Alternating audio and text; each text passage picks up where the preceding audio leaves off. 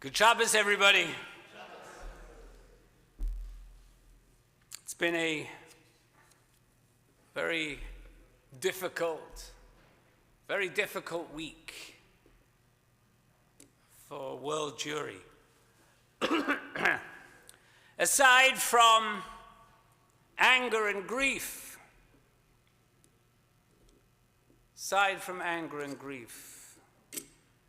what was the reaction of the Jewish community? Not just the Chabad community, but the entire Jewish community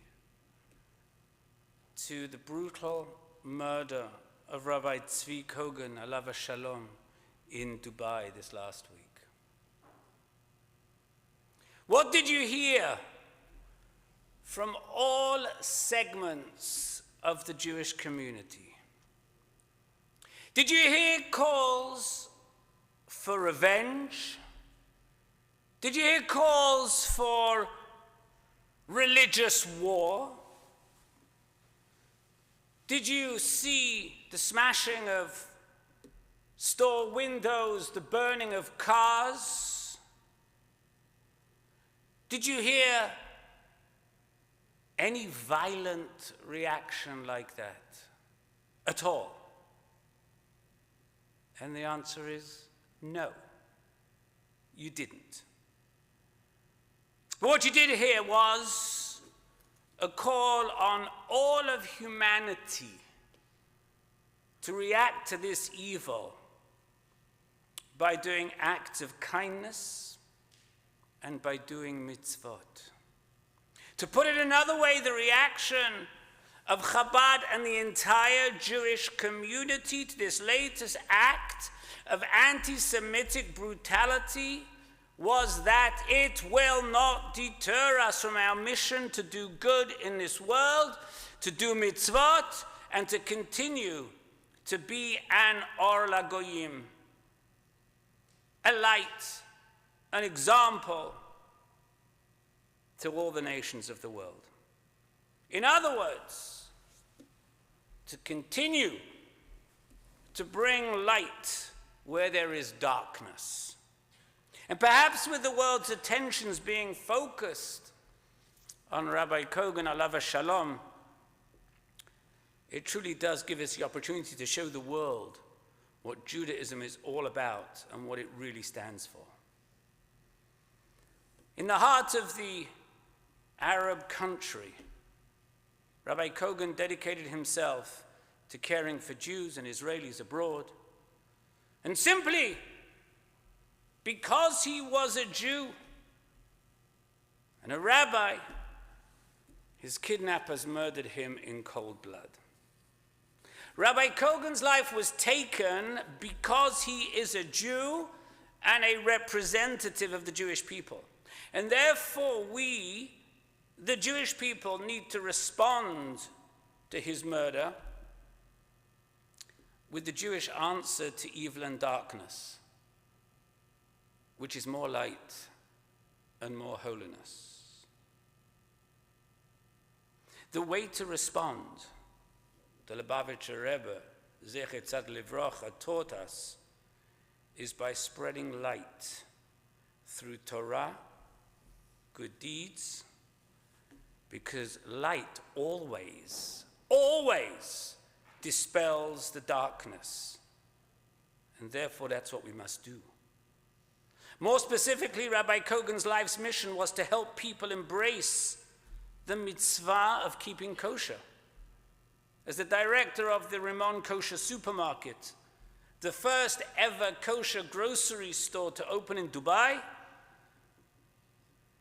he made it possible for countless Jews to observe this central mitzvah no matter where they were.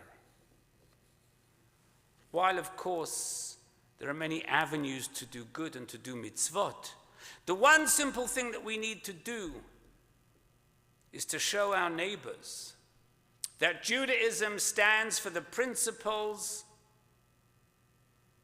that we are here in this world to bring light into this world, to do good, to be the blessing to others, to love and pursue peace, and to love and value life. Never mind what others are doing. That's their issue. It's not our issue. So let's start talking about light, because as I said last week, Rabbi Kogan's work was a beacon of light promoting peace and coexistence in a region striving for harmony. Look at the Torah's depiction of creation. Briat ha'olam. Now, all the religions and cultures in the ancient world had some form of creation story. And some say that the biblical account in the Torah is merely borrowed elements of these well-known stories and fashioned its own version of creation. That may be true. I'm not going to debate that here or now. It's a much longer discussion and lecture. But there is one striking difference in the biblical account, in other words, in the Jewish story. What is the first thing? The first thing that God creates when he creates this world, he creates light. What does God say about light? V'yar Elohim ki tov. God saw that the light was good. But then something unique happens. God chooses Abraham, not just to be and do good and to be a light, but also to be a blessing. Our presence in this world, our role, is also to be a blessing to and for others. And as I said last week, to always look ahead. We don't look backwards. How can we pay that blessing, that light, that goodness forward? How do we pay it forward? Think about what we read this morning. If we look at this morning's Torah reading, we read how Isaac was old and he was blind and he wanted to give a special birthright blessing to his son Esau. His wife Rebekah, however, knew, because she had received a prophetic message, that Esau was undeserving of that blessing. And so she had Jacob dress himself as Esau, bring food to his father, and receive from him that very special blessing.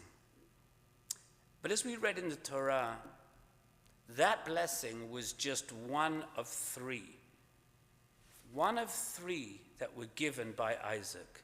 The last being the blessing of Abraham that he gave to Jacob, knowing that he was Jacob.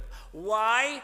Because Isaac understood, as did Rebekah, Jacob, and Esau, that receiving that blessing and then using it to do good and bless others is paramount.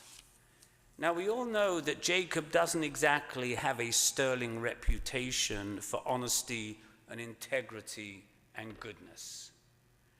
But as he ages, as the years pass, Jacob begins to shed the behaviors of his youth, and he begins to act and behave the way we would expect a leader, our patriarch, to act, and that is as a blessing, with light and not darkness. Was there a turning point in the evolution of Jacob's character? Absolutely there was. Now maybe I'm wrong, but I believe that transformative time occurred when he wrestled with the angel. Remember the story from the Torah? He wrestled with the angel. And when it starts to become day, the angel says to him, "Let me go." And what does Jacob say? "I won't let you go until you bless me." And what does the angel say? The angel says, "What is your name?" And he says, "My name is Jacob." And the angel says, "From this moment on, you are no longer Jacob, but you are Yisrael. For you have wrestled with God and succeeded. That is the story that we found in the Torah. And I believe that it was that moment, that was the time when perhaps Jacob realized his responsibility and his destiny. In other words, Jacob becomes good, he becomes moral once he actually stops and listens to God and realizes that God will be there for him unconditionally. And maybe that's why we need to recognize God's role in our lives in order to truly be good. And as I said earlier, our attitude towards light and being good and being a blessing is just one of the things that defines Judaism. The second is our love for and pursuit of peace. Isn't it interesting that Judaism and Judaism alone teaches us that others don't have to follow what we believe in order to be good or to get an eternal reward. One of the questions I always ask my students when we're talking about God and the belief of the Jewish God, I always ask them the question, is it possible to be a good Jew and to be an atheist? Now, for somebody that's coming from Christianity or even from Islam, that's a ridiculous question. How could you possibly be a good of that religion and not believe in God? But in Judaism, you absolutely can. Okay. And why do I say that? I've said this before. Because Judaism is all about creating peace. And it teaches that others don't have to follow what we believe in order to be considered good or even to receive a part of Gan Eden. We don't say, for example, there is no way but our way, our road to enlightenment, our way of reaching heaven. And that's one reason why we don't proselytize. We don't fight religious wars. Other people don't have to do things our way in order to be good. And I'm talking now outside of Judaism. There is no reason, for example, that a non-Jew can't eat pork or work on Saturdays. On the contrary, we hold as a core belief and value that all the righteous have a share in the world to come.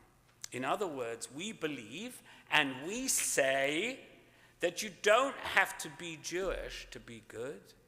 And if you are Jewish, you don't even have to believe in God to be good. It's a whole different discussion. And finally, the third way in which Judaism is different from other religions is in the way that we love and value life. Again, I'm sure that every religion loves life. Actually, I'm not quite sure of that. I know one that actually doesn't particularly value life. But many have a problem with it. Buddhism, for instance, sees much of life as pain and seeks to transcend life to nirvana. Hinduism sees life as a cycle of reincarnation for which the wise seeks to escape. And other religions love life but see it merely as a path to the afterlife and nothing more. Well, perhaps 70 virgins, but that's about it. Judaism's response to this is l'chaim, to life. It's a love of life. This life, pure and simple. I've given you life and death, says the Torah. Therefore, choose life. That's what the Torah says. For us, life isn't something to be overcome, and it's not something to be transcended. It is something to experience, to appreciate, yes, even to enjoy, and most of all, to do good with it for our fellow man. And as we will read next week with the story of Jacob wrestling with the angel, we don't wrestle with death. We, as Jews, wrestle with God. That's what Yisrael means. Yisrael means God wrestler. We're supposed to wrestle with God. Why? In order to have a true relationship with something or someone, we don't just accept what they say. We have an interaction. Why do you think there are 49 names to God? Why does God need 49 names? I always ask young married couples when they're about to get married, I always say to them, do you always call your partner by the same name? And they say, of course not, Rabbi. It depends how I'm feeling that day. I said, exactly. And that's the relationship you need to have with God. There are days I'm going to be angry with God. There are days I'm going to love God. There are days I'm not going to feel God. There are days I'm not going to want to know anything about God. And there are days I'm going to turn to God and beg for help. That's why God has 49 names. That we have to wrestle with God. We must never doubt that we struggle and we endure hardships, but that should never deter us from our core purpose in life, to be and to do good. And that is why, despite centuries of tragedy and hardships, which still continues to this very day, and are epitomized by the murder of Rabbi Kogan, alav shalom, our response is and continues to be to do good, to bring light and not darkness into this world, to pursue peace, to value life, and to do and be a blessing. Because that is what it means to be Jewish, especially in today's world. A number of years ago, you might remember in 2008, I remember it like yesterday, another Chabad rabbi, Rabbi Gavriel Holzberg and his wife Rivka were murdered in Mumbai, in India.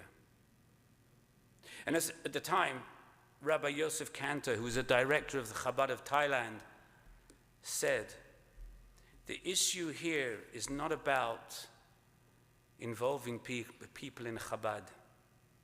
It is about doing another mitzvah, about ensuring that we keep adding light to our homes and our communities. And those words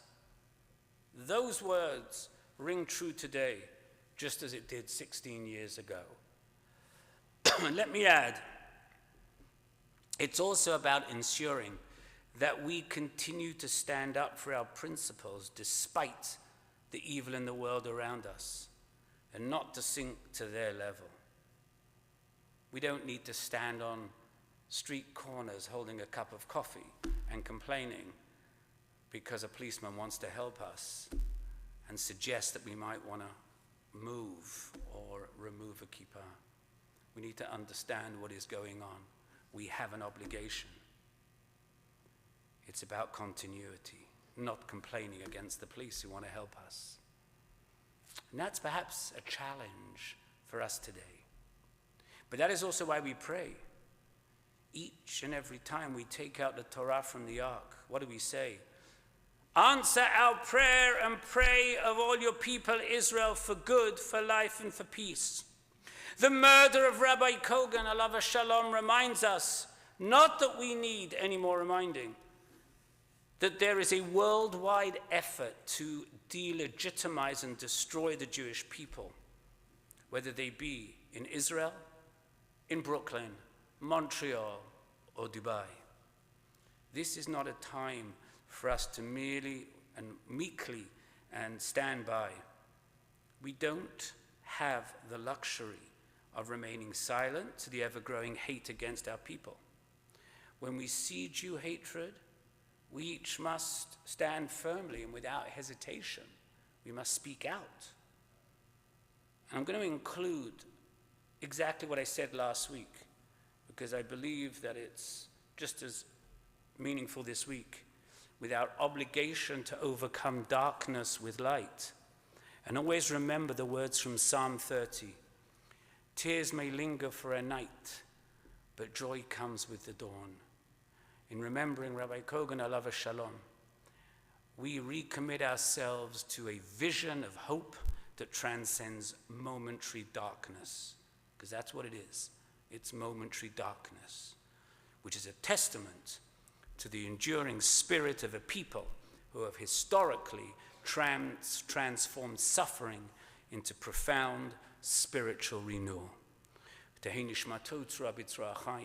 May his soul be a blessing and inspiration to all. Shabbat Shalom.